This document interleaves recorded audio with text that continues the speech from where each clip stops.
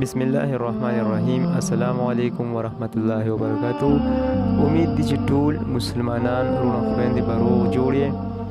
زما عزتمندو مسلمانانو ورونو، نن درته یو اسانه وظیفه ښیمه په مال کې د ترقۍ دپاره، د مال زیاتېدو دپاره او د مالداره کېدو دپاره.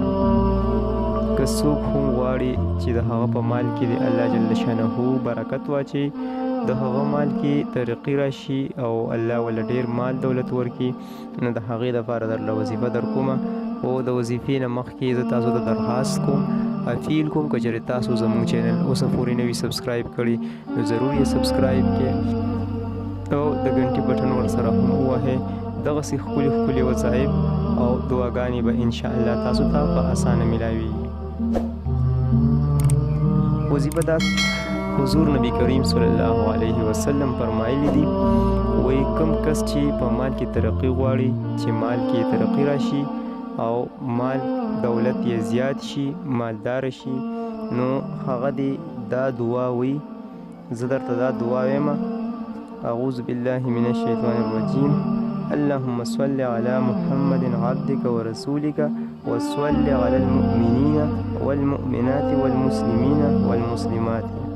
یو ځل یې درته بیا وایم: اللهم صل علی محمد عبدک ورسولک وصل علی المؤمنین والمؤمنات والمسلمین والمسلمات.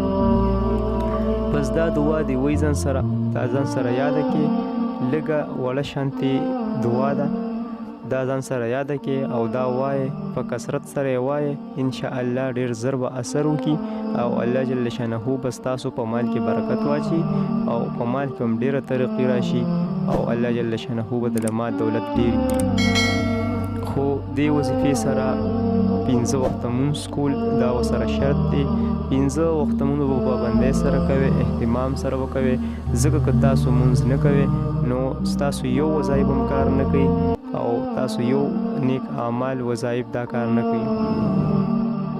او په الله جل شانه پوره یقین او باور ساتي چې ما دا وظیفه شروع کړې ده، زه دا وظیفه کوم، انشاءالله الله به ضرور زما مدد کوي، زما په مال کې، زما په دولت کې به ترقی کوي او مال به مال دولت راکوي، ما به کامیابه کوي. نو انشاءالله ته بیا ګوره چې یو څو ورځو کې دننه سا په مال کې ترقی راځي او که نه راځي.